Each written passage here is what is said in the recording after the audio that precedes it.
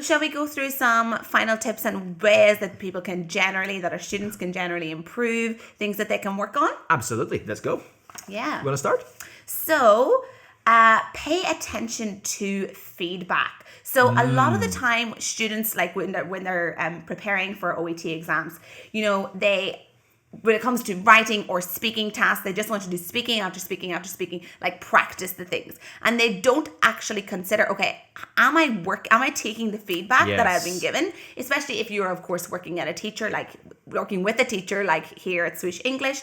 If you're working with a teacher, are you actually working on the feedback that you have been given? Are you going away and trying to improve, for example, if they think that your tone isn't great, or you're lacking in empathy, or your language skills, you need to work on something? It's really emphasizing quality over quantity. And it does take time for some of the information that you're given in order to improve yourself to seep in. Also, you have to actively improve upon that as well. There's no point, obviously, reading any information that you've been given in terms of feedback and going, okay, well, now I know, without actually putting it into practice. So make sure you do actually dedicate your time to that feedback and making those improvements, and not simply just doing mock test after mock test after mock test. And reflecting upon it. Yeah, reflecting upon it is yes. so important. And it's the only way you're going to really achieve those high marks, in your OET exams. So use lots of learning strategies to help you improve. For example, if you are struggling with your vocabulary, one big thing that you can do is every time you read something, you listen to something, or you speak to someone who uses a new word,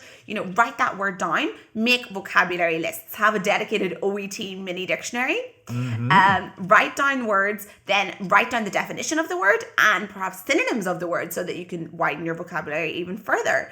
Make sure that you're actually actively reading, actively listening, and taking something from it every time. Yeah. That's precisely what we recommend for every examination, and it's also very important for OET as well, given there's going to be a lot of medical jargon you may come across as well. Yeah. So that's why it's important to have a good understanding of the terms that you may come across. Obviously, you're going to be practicing as your relevant profession, so you should have a good knowledge of the medical language. But there probably was something you may come across eventually, whether it's obviously clinical or maybe it's more linguistic criteria in terms of the words. So make that dictionary. And also your pronunciation. Perhaps you're having difficulties with that. Make sure that you then go over the sound that you're struggling with, find lots of words with that sound in it, and practice. Record yourself saying this sound and then listen back. Are you still saying it incorrectly? And really work on your pronunciation.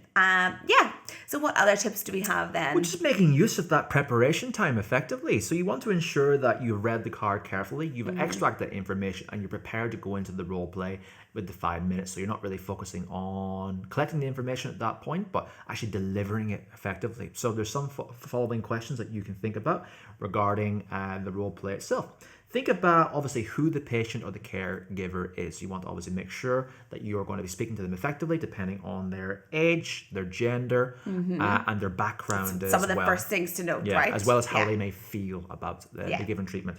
Think about also, what is the medical complaint? You need to diagnose what that is, how long they have been suffering with it for, also what treatment are they requesting. Are they likely to offer any resistance to the course of action you recommend based on that information about their age, their suffering, their gender as well, so that you can obviously mitigate any of the negativity that might come, or maybe the frustration or resentment they might have towards their condition.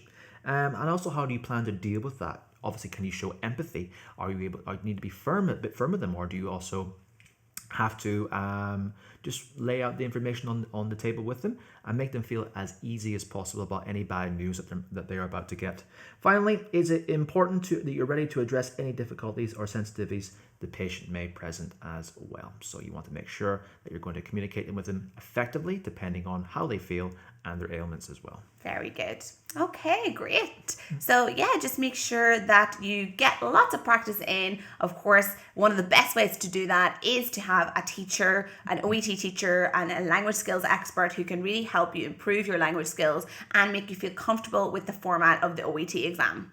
All right. Well, we hope that you have gotten some really useful information about the OET speaking examination from this podcast. So hopefully take all this on board. Remember, though, that you will need to put in your own work, understand the criteria, and also the methods for the speaking test overall, we at Swoosh English can help you with that. So if you're doing the speaking test anytime soon, we wish you the best of luck. If you're wanting preparation, you know who to come to. So thanks a lot for watching today, and we'll see you again. Thanks, guys. Bye. Bye-bye.